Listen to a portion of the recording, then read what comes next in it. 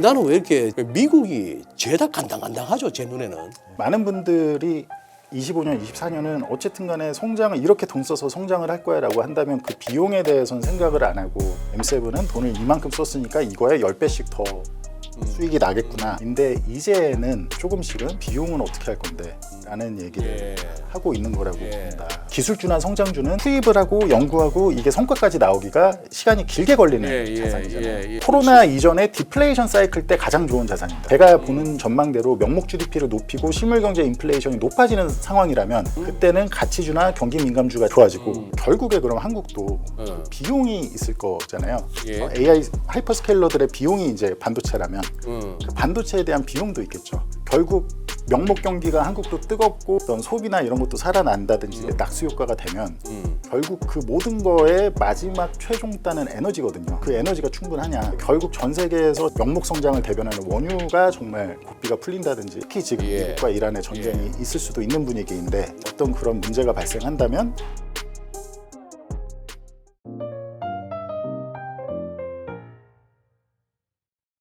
그동안 이렇게 우리 이선철 대표께서 방송을 뭐 자주 하셨던데 이 썸네일의 흐름만 봐서는 미국 증시에 대해서 이렇게 경계감을 가지신 지가 꽤 오래되셨더라고요. 맞습니다. 거의 제가 24년부터 사실 미국의 이제 나스닥 특히 뭐 성장주, 기술주 이런 것들에 가장 인기 있었던 것들을 좀 저는 위험하다고 봤고 이제 좀 어떻게 보면 좀 너무 빨랐다라고 할 수도 있을 것 같고 좀 고생도 많이 했고 그럼에도 이제 24년, 25년에는 대신 미국은 뭐 숏헤징을 하더라도 반대편에 뭐 중국이 24년엔 중국에서 굉장히 수익이 많이 났고요. 중국하고 귀금속.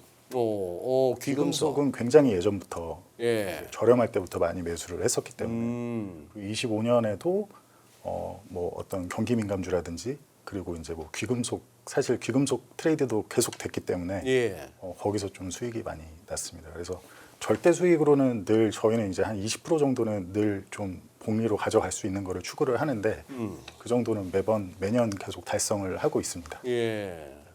그러면 금은 최근에 급락장 왔을 때는 괜찮았고요? 그때는 안 가지고 저희는 하나도 없었습니다. 네. 오, 잘하셨구나. 아니, 다만 뭐 끝까지 진짜 잘했다 그러면 뭐 은이 120불 갈 때까지 저희가 가지고 있었으면 제일 잘했는데 그러지는 못했기 때문에 다만 이제 이따가도 보여드리겠지만 귀금속 같은 경우는 사실은 뭐 화폐 가치가 똥값 된다, 휴지된다 이런 내러티브가 좀 소위 말하는 디베이스먼트 트레이드 너무 극에 달했다. 근데 사실은 디베이스먼트 트레이드는 좀 잘못 오히려 반대로 지금 해석되는 측면이 있다라고 보고 있거든요. 그래서 이제 너무 그런 뭐 물론 귀금속은 단순 뭐 화폐 가치 똥값 된다 말고도 뭐 어떤 미국의 신뢰 상실, 뭐 재정 규율의 상실 이런 것도 해칭을 해주는 자산으로 유명하지만 그럼에도 그것조차도 너무 이제 선행 매매해서 너무 프런트런을 했다라고 봤고 그래서 이번에 이제 폭락을 하고 앞으로 저희는 원자재 지금 실물 경제에 연동되는 원자재들에는 매우 불리시하지만 약간 그런 어떤 금융자산에 연동되는 원자재 대표적인 게 이제 금이나 은 같은 건데 그런 거는 최소 1년에서 2년 정도는 물론 변동성은 위아래로 크겠지만 기간 조정을 거칠 거다라고 보고 있습니다. 그래요. 그럼 우선 지금 우리 뭐 연초 코스피 급등세 연초만 얘기할 수 없죠. 우리 작년부터 어떻게 보면은 한 4월, 6월부터 이제 날라오기 시작했는데 우리 코스피는 유난히 이게 특별히 이거 그동안에 좀 뭐랄까 상대적으로 좀 눌리고 밸류를 좀 적게 받은 면도 있었지만 2025년부터 시작했던 이 코스피 코스닥의 랠리가 지금도 보면은 세계 탑이에요. 맞습니다. 우선 뭐 배경이라 할 것 같으면은 어떻게 정리가 될까요? 저는 기본적으로 지금 사실 글로벌 매크로는 트럼프가 당선되고 난 이후부터 사실 트럼프와 베센트가 지금 하겠다고 얘기하는 거는 명목 GDP 타겟팅을 하겠다는 거다라는 얘기를 많이 했었습니다.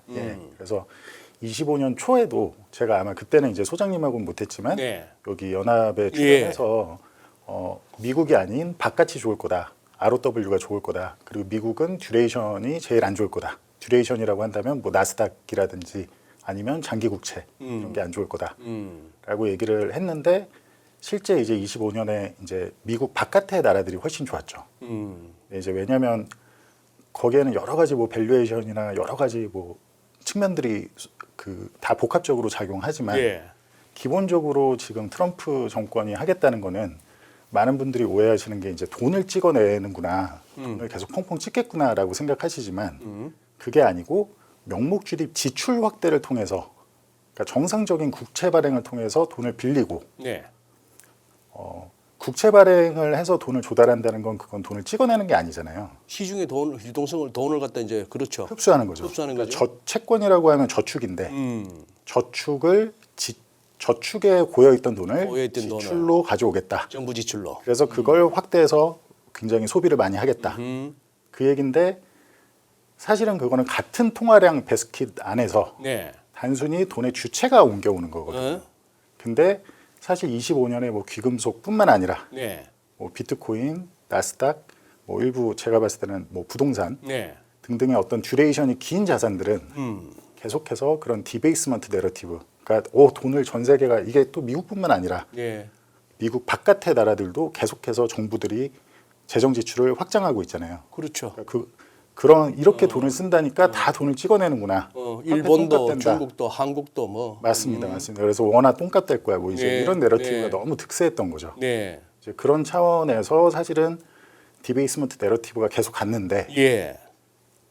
다만 다시 말씀드리지만 사실 지금 특히 미국의 경우는 제가 봤을 때 유일하게 돈을 찍어서 그런 지출을 지원해 줄 수 있는 거는 지금 현재 중국 정도밖에 안 보이고, 특히 미국은 찍어서 정부가 쓰는 돈을 지원해 주는 형태가 아니라 그 저축에 있던 돈을 정부가 엄청나게 끌고 와서 우리가 돈을 쓸게라고 하는 예. 겁니다. 근데 여기에 더해서 지금 이제 AI 하이퍼스케일러들까지 예. 엄청나게 많은 지출을 하겠다고 하고 있잖아요. 예. 근데 그들 또한 같은 유동성을 놓고 이제 미국과 경쟁을 해야 되는 상황입니다. 미국 정부와 정부하고. 정부와 민간이 경쟁을 해야 되는 상황입니다. 근데 과거처럼 이제 실물 경제 인플레이션이 낮았을 때, 팬데믹 이전에 15년간 네. 그렇게 낮았을 때는 정부가 정부 지출을 실제로 중앙은행이 돈을 찍어서 그 화폐화해 줄 수 있었죠. 부채 화폐화라고 하죠. 네네. 그러니까 지원해 주는 거죠, 예. 정부 지출을. 근데 실물 경제, 지금 제가 아까 말씀드렸지만 사실 트럼프 행정부가 취임하자마자 계속 얘기했던 거는 결국 금융 자산의 금융 권력을 실물 경제로 이제 옮기겠다라는 얘기였거든요. 즉 명목 GDP를 타겟팅해서 뜨겁게 하겠다, 돈 지출을 확대해서 네. 라는 얘기이기 때문에 예. 그 말은 당연히 비용이 포함이 되거든요.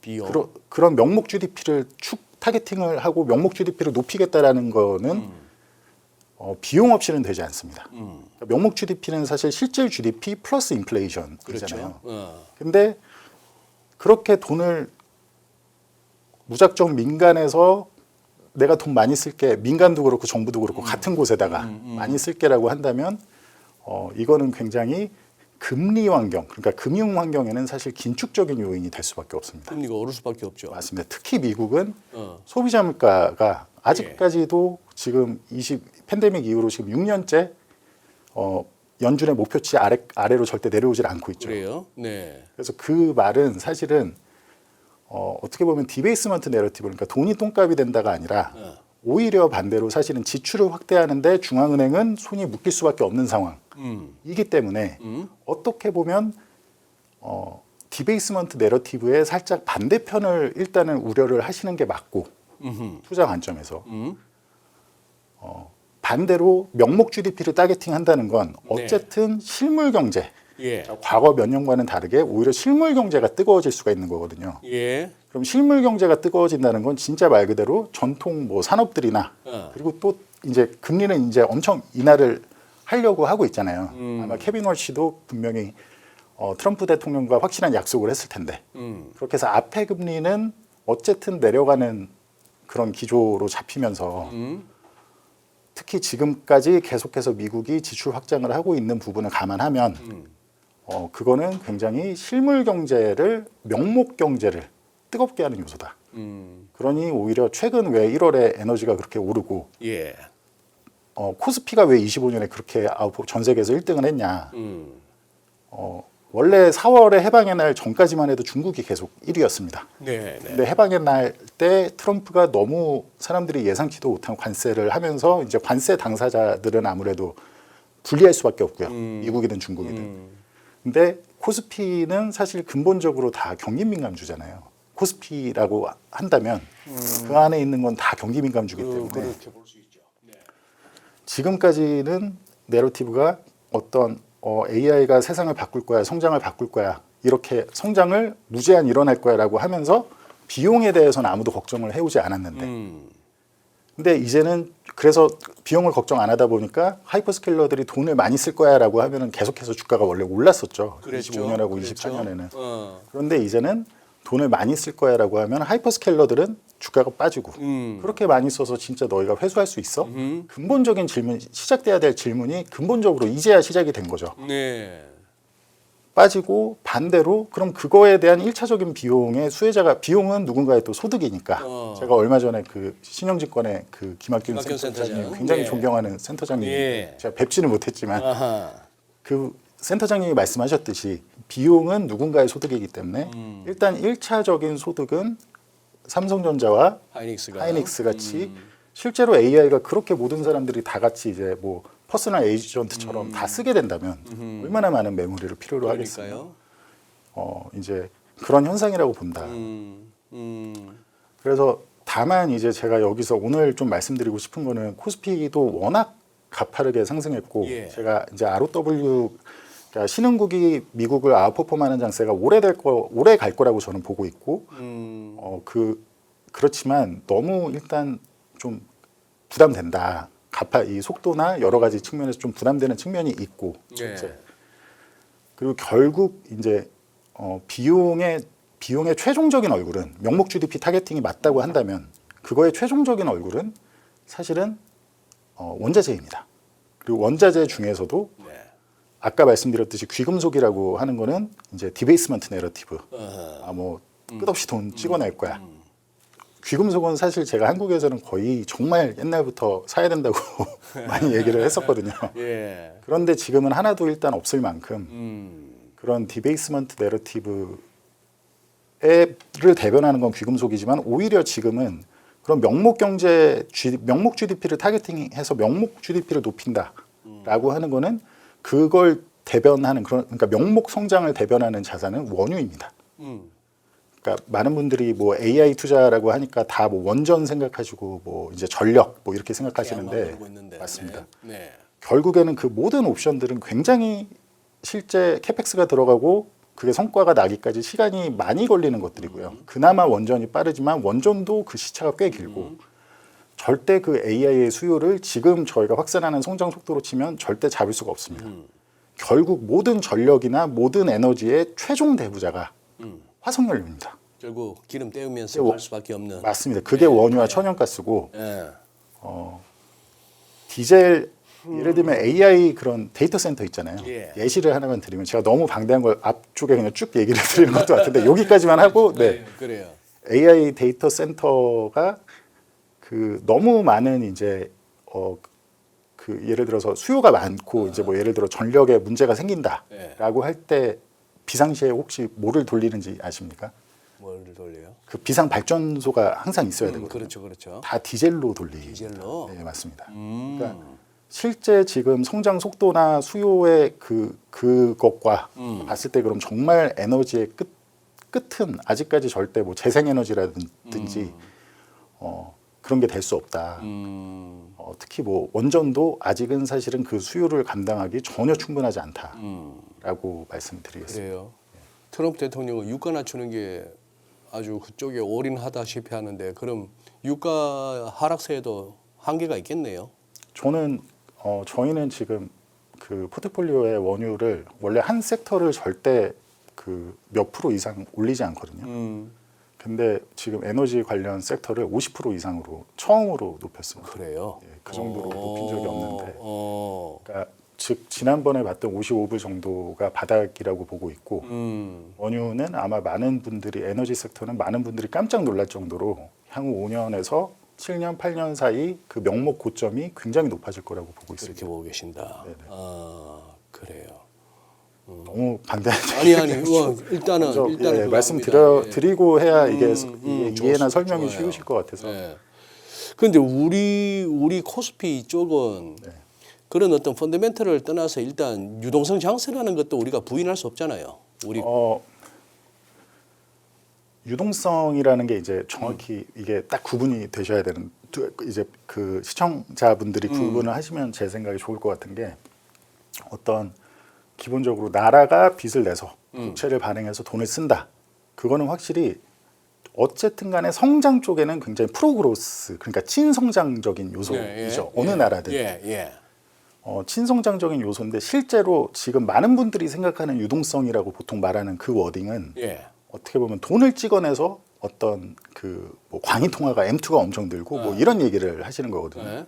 근데 한국은 사실 M2가 미국에 비해 지난 5년간 훨씬 많이 늘긴 했습니다. 한국이. 근데 이게 또 많은 또 오해가 많이 있는데 그러니까 돈을 찍어내는 건 제가 아까 말씀드렸듯이 실제 은행밖에 찍을 수가 없거든요. 그 은행은 중앙은행뿐만 아니라 민간은행인데 한국은 중앙은행이 돈을 찍을 수가 없습니다.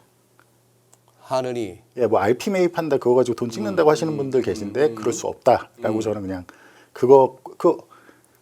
네 아무튼 얼마 전에 한국은행 담당자분이 그 방송 출연하셔서 얘기한 걸로 알고 있는데 뭐 연합은 아니었지만 아무튼 찍어낼 수가 없다. 결국 진짜로 그 돈을 한국의 광의 통화가 늘어난 주체는 그 민간은행에서 찍어낸 건데 그럼 민간은행이 갑자기 돈을 어떻게 찍냐라고 생각하실 수 있지만 그건 다 대출을 받을 때 돈이 늘어납니다. 우리 다 뭐 학창 시절에 배웠던 신용 창출이죠. 신용 창출입니다. 네. 그 신용 창출 과정에서 생기는 거고 한국에 그럼 대출이 왜 늘어났냐? 다들 아시겠지만 부동산으로 글쎄. 늘었습니다. 물론 그렇기 때문에 한국은행이 금리를 빨리 더 높여야지 안 낮췄다 가지고 뭐라고 책임을 물을 수는 있겠으나 실제 그 뭐 M2가 어느 일각 뭐 유튜브들에서 나오듯이 어떤 뭐 한국은행이 돈을 연준처럼 찍어내서 하는 게 절대 아니다라는 점을 일단 말씀드리고 싶고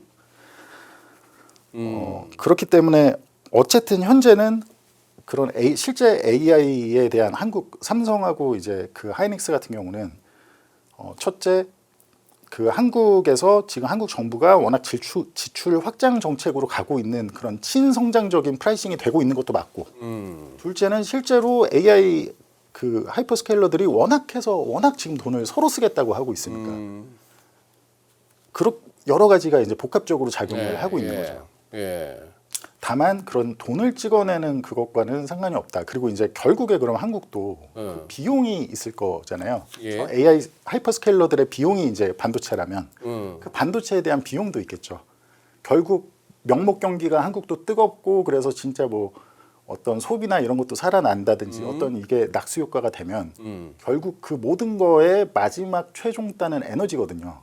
그 에너지가 충분하냐. 근데 결국 전 세계에서 제가 말씀드렸듯이 만약에 원유 그런 어떤 명목 성장을 대변하는 원유가 정말 고삐가 풀린다든지 하게 된다면 특히 지금 이란과의 전쟁을 앞두고 좀 약간 미국과 이란의 전쟁이 있을 수도 있는 분위기인데 어떤 그런 문제가 발생한다면 굉장히 금융 환경이 긴축될 수 있다. 장기금리 한국의 장기금리도 크게 상승할 수가 있다. 그런 점을 좀 조심하셔야 된다라고 보고 있습니다. 그래요. 아니 근데 지금 보자. 금년 들었어도 보면은 오늘까지 야 우리 코스피가 단연 금메달이네. 요새 30.68%. 요새 웬만한 운용사든 어디든 이거 저희처럼 아까 매크로가 말씀하셨던 아니어도 절대 수익 이런 게 아니어도 웬만한 그냥 한국형 펀드에서도 다 코스피는 못 이기는 걸로 알고 있습니다. 그러니까 어떤 펀드가 이 코스피 30.68, 코스닥 19.52, 코스닥은 동메달이네.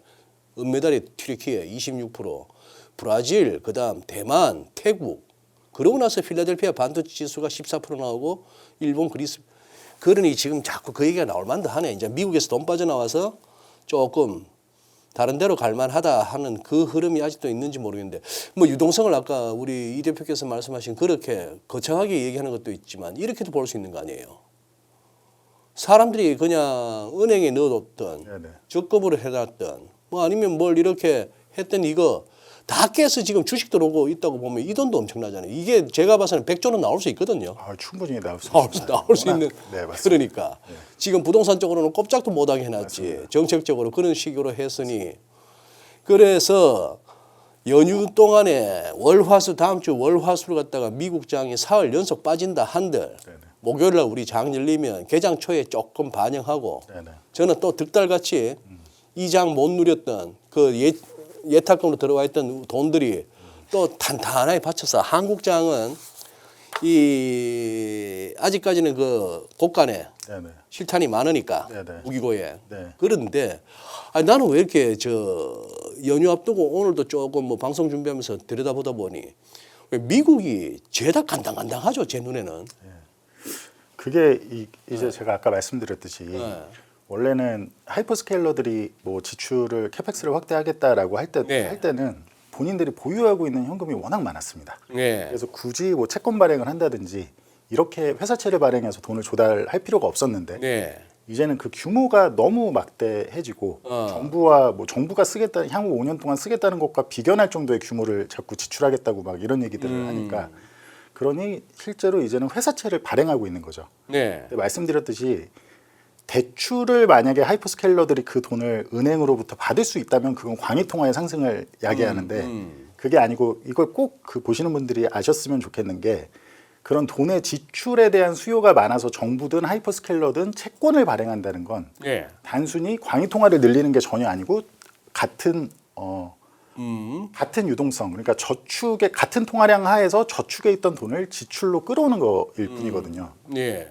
그러니 그런 상황이라면 말씀드렸듯이 굉장히 긴축적인 금융 환경이 될 수밖에 없는데 어떻게든 지금 장기 금리에 대한 거는 베센트나 이제 컨트롤을 하고 있죠. 근데 많은 분들이 25년, 24년은 어쨌든 간에 성장을 이렇게 돈 써서 성장을 할 거야라고 한다면 그 비용에 대해서는 생각을 안 하고 와 그러면 AI가 세상을 바꿀 거고 M7은 돈을 이만큼 썼으니까 이거에 10배씩 더 수익이 나겠구나.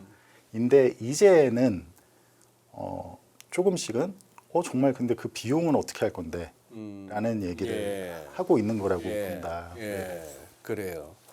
아니 지금 또 자료도 재밌는 걸 많이 갖고 오셨네. 네. 조금 한번 보면서 한번 설명 들어보겠습니다. 네, 이게 네. 첫 번째 장표도 아주 네. 신선하네. 뭐죠 이게? 그래서 화면을 한번 네, 봐주시면 이게 사실은 작년 제가 초에 나왔을 때도 이 차트를 가지고 왔었을 그래요? 거예요. 근데 이게 이제 이머징 그러니까 신흥국을 전 세계 증시로 나눈 할인한 값입니다. 즉 이게 이렇게 올라갈 때는 미국 대비 신흥국이 훨씬 좋은 거고 아하. 이렇게 내려갈 때는 미국 대비 그러니까 미국이 신흥국 대비 훨씬 좋은 겁니다. 신흥국이 상대적으로 안 좋다. 맞습니다. 내려올 때는. 그래서 네. 많은 분들이 사실 25년 초나 24년 말만 해도 뭐 물려도 미국 그리고 이제 뭐 한국 투자하면 바보 막 이런 내러티브가 있었지만 예. 실제 여기 제가 지금 표시하고 있는 여기가 25년이었거든요. 예. 근데 이게 결국 신기하게 역사가 똑같이 반복되지는 않지만 늘 이런 사이클은 주기적으로 오더라.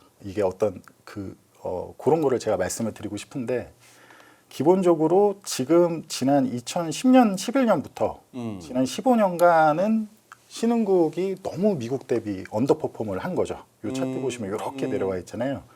요때도 이렇게 내려오죠. 1995년부터 그래요? 요때가 이제 플라자합이 있었던 이렇게 내려오죠. 내려오는데 사실 코스피가 그렇게 오르고 지금 미국은 비교도 안 되게 미국은 지금 아직 YTD로 오늘 이번 연도에 마이너스거든요. 네. 비교도 안 되게 오르는데도 아직 그렇게 많이 보시면 그렇게 올라가지 않았죠. 근데 다만 이게 그래서 앞으로 저는 요 구간처럼 이렇게 미국 대비 신흥국이 아웃퍼폼하는 게 장기간 이어질 거라고 보지만 다만 이거는 꼭 주의해서 보셔야 될 게 이렇게 올라간다라는 건 사실은 반대로 미국이 엄청 크게 빠질 때 신흥국이 좀 덜 빠지는 현상이 분명히 중간중간에 그럴 수도 있을 있죠. 거다. 그냥 신흥국이 계속해서 간다라는 뜻은 절대 아니다. 말씀드렸듯이 지금 한국은 저도 몇 가지 섹터는 특히 제가 말씀드린 어떤 유가의 어떤 그 뭐 전쟁이라든지 뭐 이런 걸 통해서 뭔가 그냥 점진적 예. 상승이 아니라 급등이 나올 경우 예. 좀 위험할 수 있는 상황이다라고 예. 보기 때문에 다만 확실한 건 제가 작년 초에도 말씀드린 것처럼 여전히 아웃 오브 US는 굉장히 유효하다. 미국에서 비용 빠져나와라. 네, 비용 없는 성장은 없고 뭐 정부가 뭐 어떻게든 돈 찍어서 AI를 살려야 되니까 뭐 이렇게 해서 뭐 AI가 그래서 생산성을 낮출 거다. 이런 거는 예. 지금 조금 사실 현실과 조금 멀다라고 말씀드리겠습니다. 예, 그래요. 그래서 두 번째 네, 제가 하나 말씀드리자면 뭐 그래서 사실 AI가 결국에는 이제 생산성을 상승시킬 거고 그게 이제 실질 GDP를 증가시키고 그래서 미국의 부채 문제를 해결해 줄 거다. 특히 그 과정에서 40년대와 같이 YCC 등으로 금리를 억제시킬 거다. 뭐 그러니까 정 안 되면 장기 금리가 올라가면 1940년대요. 네네 그런 얘기들이 꽤 있잖아요. 내러티브가. 그러니까 1940년대 지금은 GDP 대비 미국의 부채가 굉장히 많기 때문에 요 차트를 한번 봐주시면 1940년대와 지금처럼 X축 왼쪽에 몇 년도부터 시작하는 겁니까, 저게? 이게 1940년부터 현재까지입니다. 1940년부터 예예 1940년. 예예 맞습니다. 1940년이면 우리 둘 다 그렇고 저기 우리 시청자분들 가운데도 40년생은 없으실 거예요. 없으시죠? 안 계실 것 같은데 어쨌거나 그러고 나서 그래서 이제 지금은 1970년대는 인플레이션을 잡기 위해서 이렇게 금리를 올릴 수 있었지만 그거는 이제 1970년대는 GDP 대비 정부 부채가 이렇게 낮았을 때였고 1940년대는 반대로 굉장히 GDP 대비 부채가 지금 현재는 1940년대와 같이 GDP 대비 부채가 100%가 넘는 굉장히 높은 상황이기 때문에 결코 장기 금리를 높이는 걸 허용하지 않을 거다라고 주장을 많이 일각에서 하시잖아요. 그러면서 그 수단으로 YCC나 이런 게 사용될 거다. 그리고 어떻게든 AI의 지출을 계속해서 AI의 생산성을 올려서 그 실질 GDP를 GDP를 높이는 방향으로 해서 이 정부 부채를 GDP 대비 정부 부채를 이렇게 낮출 거다. 그러니까 금리를 올리는 게 아니라 결국 분모를 키운다. 맞습니다. 분자의 부채는 여전히 큰데. 네, 그런 주장들을 많이 하시더라고요. 예. 네, 많이 하시는데 이제 그 부분이 그렇다 보니 특히 그런 주장은 디베이스먼트 내러티브와 연결이 되죠. 바로 화폐가치 똥값된다. 그만큼 연준이 YCC를 한다는 건 중앙은행이 국채를 사줄 땐 돈을 찍어서 사주는 게 맞으니까. 그러니 앞으로도 인플레이션이 지금 실물 경제 인플레이션이 이렇게 평균보다 훨씬 높은 수준에 있는데도 돈을 찍어서 장기 금리를 묶어줄 거야. 그리고 AI가 세상을 바꿀 거니 AI를 사야 돼. 성장주를 사야 돼. 라고 하는 이제 그건 굉장히 디베이스먼트 내러티브와 그 밀접하거든요. 예. 그리고 다만 제가 일단은 하나하나 말씀드리자면 40년대와 현재의 이제 차이를 제가 먼저 말씀드리자면 40년대하고 네네. 현재하고 차이. 맞습니다. 네. 40년대는 일단 전쟁 2차 세계대전 당시죠. 지금 보자. 저건가? 저 페이지 맞습니까? 네 맞습니다. 저 페이지가 네네. 맞아요? 페이지는 안 보여주셔도 되는데 네, 보여주셔도 되고 제가 그냥 잊어먹을까봐 제가 막 말을 하다 보면 제가 왔다 갔다 하는 측면이 있어서 그래요. 제가 약간 무대공포증이 잠깐만 있거든요. 이게 있는데 현재와 1940년대 결정적 차이라는 이 장표가 있는데 이걸 띄워놓고 설명 들으면 나을 것 같은데. 그 차이 그러시죠. 그래요. 요 네, 이걸 띄워놓고 들어보시죠. 일단 근데 40년대는 일단 2차 세계대전 당시입니다. 근데 요 페이지랑은 좀 상관없으니까 요거는 제가 금방 뒤에 하겠습니다. 하고 요 페이지랑 그럼 한번 보시면 예. 그래요. 40년대는 전쟁 중이었고 2차 대전 중이었고. 그때는 자본 이동을 제한하던 시기입니다. 그랬고. 그러니까 진짜 말 그대로 전쟁 중이니까 금도 살 수가 없었어요. 어허. 그러니까 달러가 똥값 될 것 같다고 달러를 해외로 옮길 수도 없었습니다. 어허. 예. 또한 예. 전쟁 국채라고 해서 국채를 강매하기도 했습니다. 그럼에도 민간이 그걸 다 받아주고 희생할 만큼 서로 그러니까 한국에서 97년대 외환위기 당시에 금모으기 서로 하듯이. 금모으기 하듯이 민간이 다 그 희생을 다 감수하던 시기입니다. 왜냐면 2차 세계대전이고 예, 그때는 예. 지금과 완전 사회적 시대가 다르죠. 그러죠. 또 하나 그러니 근데 이제 그런 상황과 사실 트럼프 정권은 이미 바이든 행정부가 왜 끝났는지를 잘 알고 있잖아요. 말 그대로 인플레이션이 너무 높아서 끝난 건데 어떻게든 그걸 막겠다고 장기 금리를 돈 찍어서 묶으면 네. 어떤 현상이 벌어지냐면 요 차트를 보시고 요런 현상이 벌어집니다.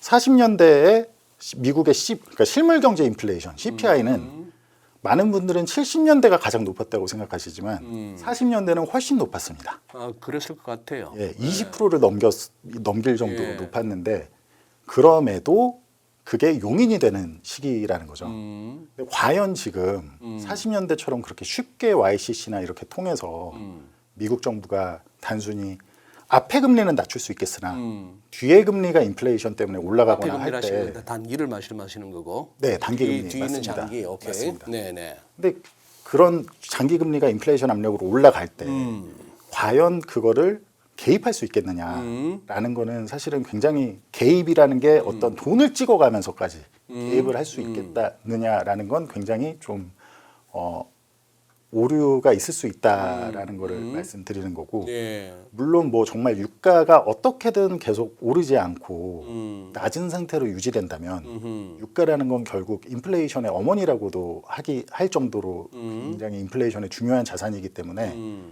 유가만 정말 끝까지 오르지 않고 계속해서 뭐 현재 레벨로 둘 수 있다면 예. 트럼프가 정말 전지전능한 신이어서 그럴 수 있다면 그렇다면 어떤 뭐 국채 발행 자체를 장기물을 발행 안 하고 단기물만 발행하면서 제니 옐런이 했던 것처럼 유사 양적 완화를 할 수도 있겠죠. 예. 액티브 트레저리 이슈언스라고 하는데 예. 근데 그게 아니고 이런 명목 GDP 타겟팅의 정책의 가장 큰 부작용이 제가 계속 말씀드렸듯이 실물 경제 인플레이션 즉 CPI가 굉장히 높게 유지될 수 있는 그런 게 부작용이거든요. 그렇기 때문에 과거 디플레이션 시기에도 아무도 명목 GDP 타겟팅은 하지 않았던 겁니다. 공식적으로는 뭐 미국도 지금 공식적으로 이게 명목 GDP 타겟팅을 우리는 추진한다라고 하진 않지만 근데 어쨌든 그거의 가장 부작용이 결국에는 명목 경기가 뜨거워지는 거고 실질 성장이 높아지면서 명목 GDP가 높아진다기보다는 명목 경기가 뜨겁기 때문에 실물 경제 인플레이션이 높아지면서 명목 GDP가 올라가는 게 가장 큰 부작용이거든요. 예. 그럼 그런 상황에서 과연 돈을 찍어서 정말로 특히 미국은 어느 나라보다 어쨌든 지금 물가 문제가 굉장히 심각하잖아요. 실물 경제 물가 문제가. 그리고 굉장히 정치와 근접하고 물가가 이제 그렇게 할 수 있는 거냐에 대해서 생각을 해보셔야 된다라고. 어떻게 보면 그 명목 GDP 타겟팅이라는 것도 사실상 인플레 잡을 자신이 없으니까 나왔을 수도 있는 얘기인데 정치인 입장에서. 자, 우리가 5% 성장했습니다. 작년에. 와, 너가 무슨 중국이야. 어떻게 1년에 5% 성장해. 근데 1년 동안 인플레가 얼마야? 4.5%였습니다.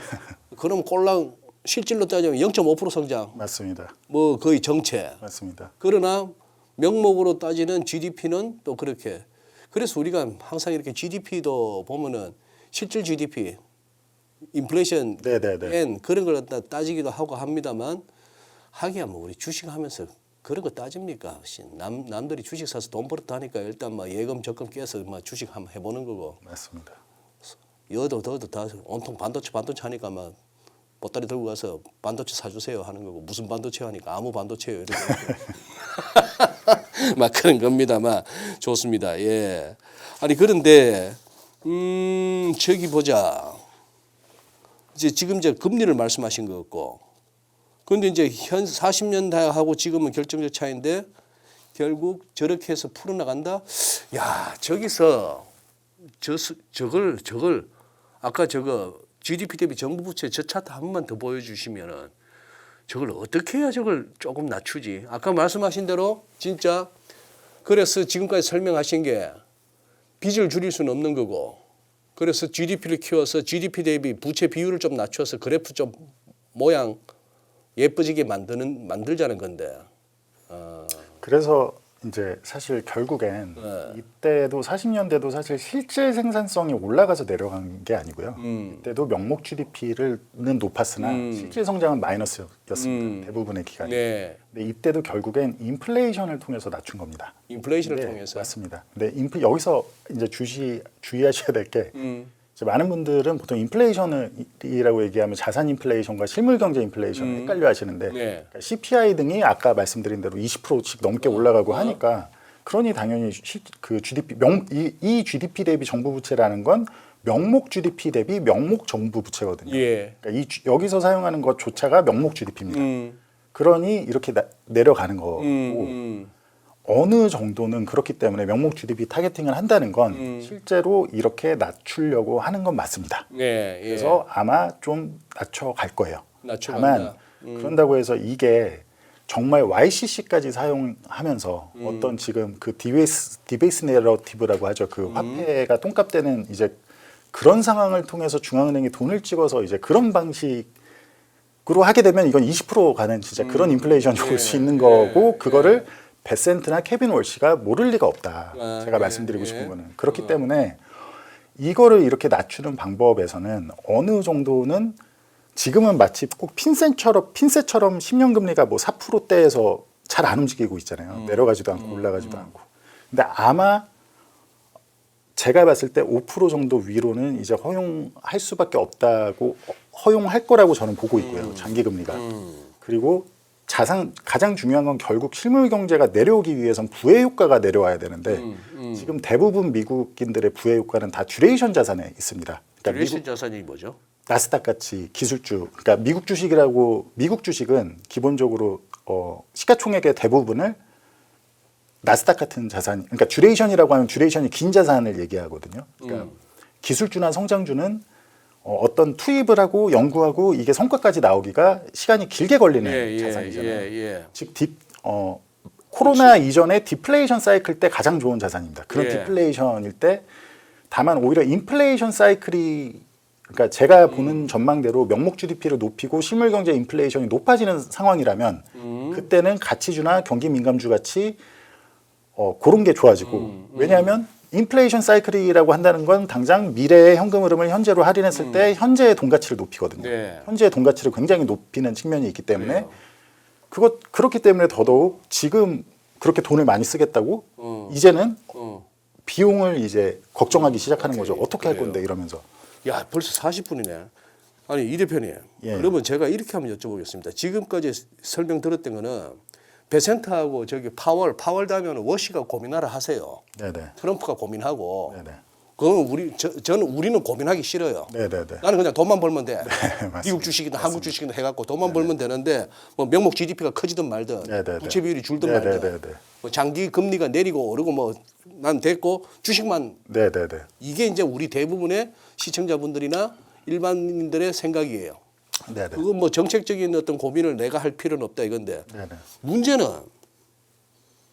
아이언큐고 팔란티어 테크고 이거 그거다가 뭐 스트래트지고 네. 비트마인이고 이거 답이 안 나와요 지금. 맞습니다. 주가 꼬라지가. 네네. 이거 어떻게 해요? 무슨 뭐 RIA 계좌를 만들라 해도 뭐야 이게 뭐 면제받을 양도세도 안 나고 손실인데 이거 뭐 어떻게 해야 되나 이것도 그냥 또 버텨야 됩니까 이거? 그러니까 얘들 왜 이렇게 그런 허우적거려요? 주식들이 가장 꿈과 희망에 기반한 예. 돈의 현재 가치가 쌀 때 가장 잘 갈 수 있는 예. 스토리로 성장할 수 있는 가장 맞아요. 듀레이션 예. 자산 중에 가장 이제 그런 취약한 주식들이거든요. 예. 비트코인도 마찬가지라고 저는 해석을 하고 있고 결국 그런 스토리가 아닌 이제 현실을 정말 제가 뭐 작년 초에도 얘기했듯이 사실 트럼프 정권이 하고 있는 것과 하는 거는 다 트럼프 정권뿐만 아니라 전 세계가 지금 하고 있는 거는 네. 명목 GDP를 높이는 그러니까 실물 경제 인플레이션을 높이고 실물 경제를 오히려 좀 강하게 하는 정책인데 그런 정책들은 결코 자산 가격의 상승을 의미하지 않습니다. 특히 그런 실물 경제가 강하다고 해서 듀레이션 자산은 그러니까 실물 경제가 강할 땐 비용이 올라가게 된다는 얘기이기 때문에 예. 듀레이션 자산은 굉장히 안 좋을 수밖에 없는 자산인 거죠. 특히 그런 스토리와 이런 걸로 어떤 현재 돈의 가치가 비싼데 예. 값이 높은데 예. 그래서 저는 지금 또 아직 제가 봤을 때는 뭐 나스닥이나 이런 게 조정이 받고 있지만 아직 크게 오지 않았지만 여전히 저희는 숏 해칭을 나스닥 100에 여전히 유지하고 있고요. 여전히 유지한다. 대신 이제 아까 말씀드렸듯이 어떤 그 경기 민감 그리고 특히 원자재 저희는 원자재 관련 포지션이 지금 50%가 넘게 있거든요. 그런 실물 경제에 연동된 그런 원자재라든지 아니면 굴뚝 경제 있잖아요. 그래요. 그 말씀은 아까 하셨고. 네네. 알겠습니다. 그런 쪽이 좋다. 예. 근데 저기 뭐냐? 저기 코인은 어떻게 보세요? 이거 제가 봐서는 이거 마이클 버리가 그동안에 말하는 족족 장이 고점 높이고 해서 숏 그리던 마이클 버리가 이제 마이클 버리도 옛날에 마이클 버리구나. 이제 촉이 완전히 무뎌졌구나 했는데 이번에 비트코인 한방 훅 맞으니까 네. 무슨 뭐 죽음의 나선형 뭐 죽음의 소용돌이 어쩌고 저쩌고 겁을 막 주더라고요. 이러다 이제 얘 6만 불 깨지고 5만 불 깨지면 뭐 이런 소리까지 하는데 네. 아닌 게 아니라 그 스트래티지나 저기 그 누굽니까 톰리가 만든 비트마인 네네. 아씨 나는 괜찮아 이러고 있는데 아유 주가는 보니까 시장은 보니까 나는 안 괜찮은 것 같은데 이렇게 보는데 주가가 아니 그러다가 뭐 기본적으로, 강남 경찰서가 또 털렸네. 네네. 뭐 한 22개인가 뭐 해놨던 게 지갑은 그대로 있는데 탈탈 털렸다네. 네. 이 뭔 놈의 블록체인은 아무 문제 없다더니. 네. 저는 사실 그 어떤 화폐같이 똥값 된다 할 때에 이제 여러 자산 중에 네. 좀 그 만기가 긴 듀레이션 자산 아까 네. 말씀드린 예. 자산 중에 이제 대표적인 게 귀금속, 예. 비트코인, 예. 뭐 나스닥, 뭐 또 이렇게 몇 가지가 예. 있을 텐데 부동산. 어. 근데 그 중에 가장 가치 자체의 내재 가치를 저는 뭐 비트코인이 뭐 언젠가 10억을 갈 수도 있겠지만 저는 인정을 할 수 모르겠다라는 게 이제 저는 비트코인은 뭔 내재 가치가 어디 있습니까 그거? 그냥 예, 저도 그냥 그렇게- 돈 넣고 돈 먹기지.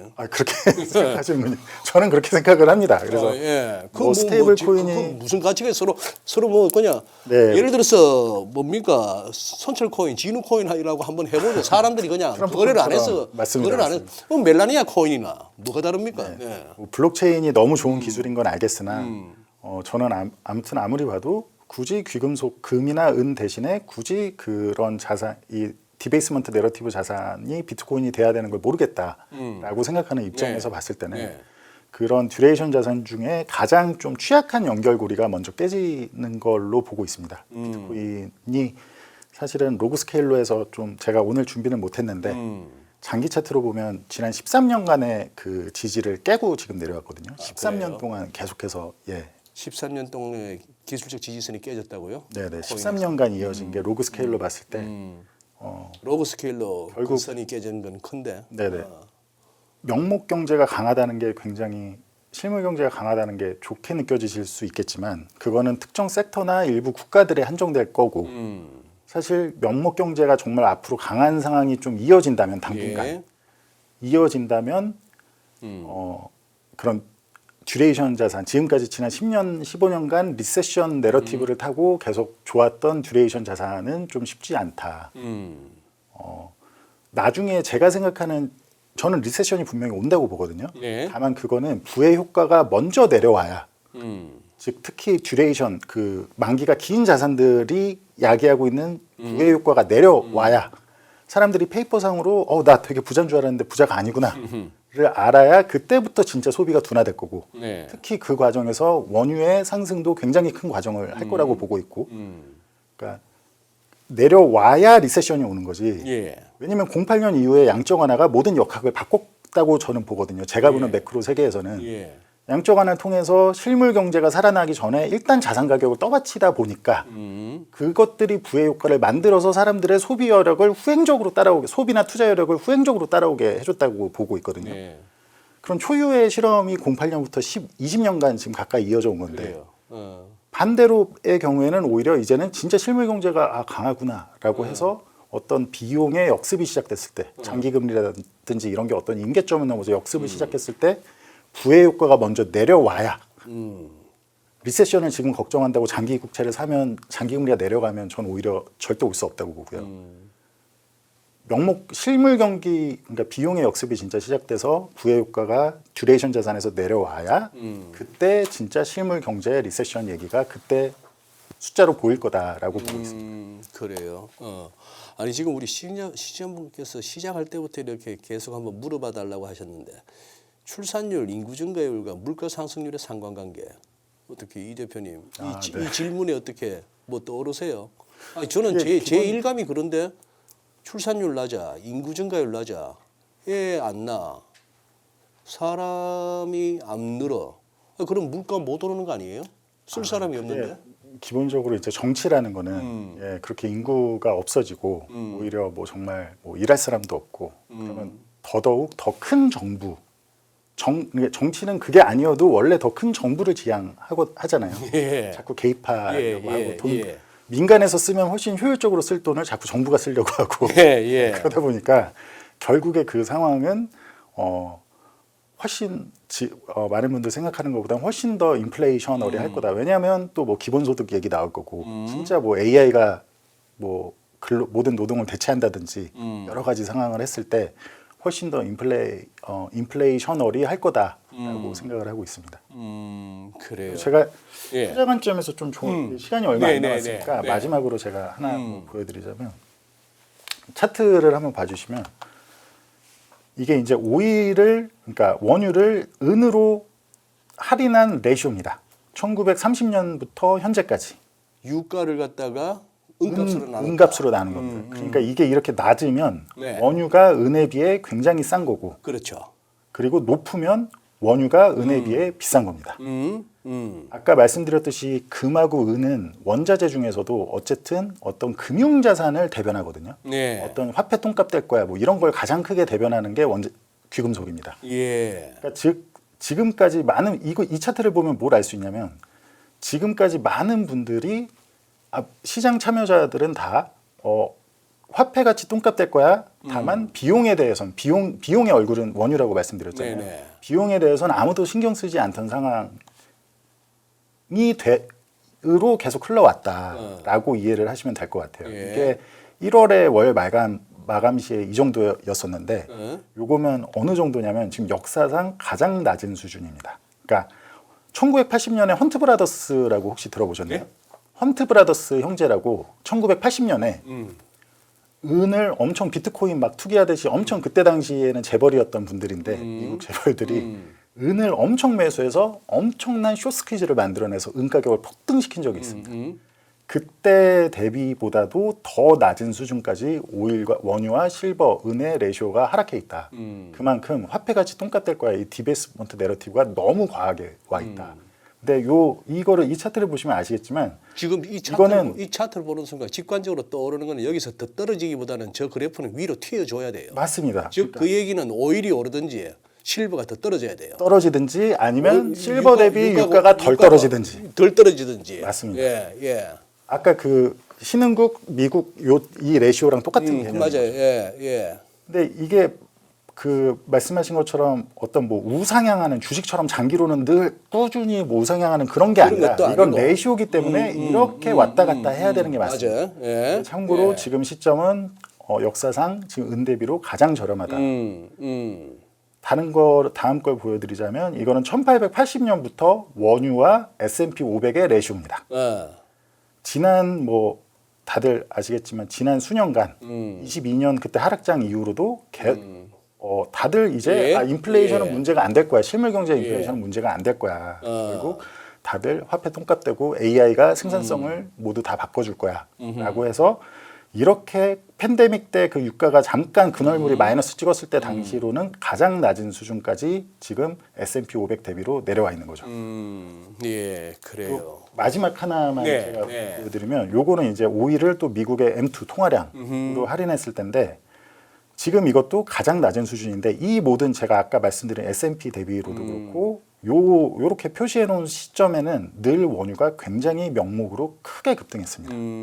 이때가 2000년 IT 버블이 터지기 딱 1년 전이었던 1999년 시점이었고 요때도 이제 쉐일 그때 충격으로 유가가 30불까지 빠진 적이 있었거든요. 그때였고 지금 보여주신 차트마다 다 이제 더 밑으로 가기보다는 위로 가야 되는데 그 얘기는 오일 측면에서는 비용의 역습이 시작된다.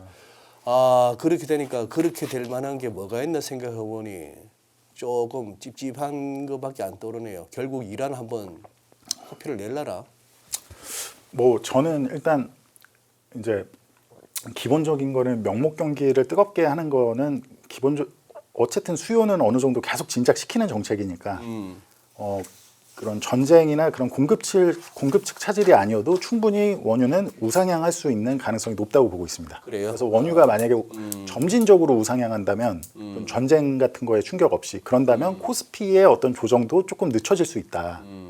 다만 알겠습니다. 그래요. 예. 예, 충분히. 만약에 전쟁이 있으면 그거는 이제 좀 많이 전쟁으로 인해서 급격하게 튀게 되면 좀 충격이 있을 수 있다. 아까 기억에 남는 채팅창에 우리 시청자 반응 중에 기억이 남는 게 이선철님 나왔다. 풀롱이다 이러는 거 보니까 그동안 이제 쭉 방송을 봐오셨나 봐. 그런데 이제 조금 이제 미국장이나 이런 쪽에 대해서 이제 조금 조심하지 하신 지가 한참 됐는데 계속 왔으니까 4년부터 그래 놓으니까 거꾸로 이제 풀롱이다 하는 말씀을 하는데 이러시다가 이번에 딱 맞는 타이밍에 걸리면 힘드십니다. 조심하셔야 됩니다. 제가 하나 말씀드리고 싶은 건 많은 분들이 오해하시는데 24년도 그렇고 25년도 그렇고 저는 계속 신흥국에 굉장히 롱이었습니다. 그러니까. 그래서 저희가 수익을 계속 잘 낼 수 있었고 24년도 중국의 기술주에 저희가 굉장히 크게 롱이었는데 아무도 중국 얘기를 안 할 때 그때 중국이 나스닥 100보다도 더 크게 올랐습니다. 그리고 저희는 이제 그런 쇼태징을 다 하면서도 계속 수익을 나스닥보다 잘 내고 있습니다. 그래요. 해주셨으면 좋겠습니다. 알겠습니다. 예, 몇 가지 이렇게 차트들을 보면서 결국 어떤 원자재 쪽에서 어떤 기회를 보고 계신다는 거, 그리고 또 비용의 역습이라는 표현 좀 이제 기억에 남습니다. 그래요, 이 대표님. 이거 설 연휴 전에 또 이렇게 시간을 내주셨네. 고맙습니다. 감사합니다. 네. 내 집 마련, 주식 대박, 자녀 교육 모든 고민의 끝엔 언제나 돈이 있습니다. 어른이라면 모른 척 할 수 없죠. 그 시작은 경제와 투자를 제대로 아는 것입니다. 지금 진짜 경제 수업이 시작됩니다.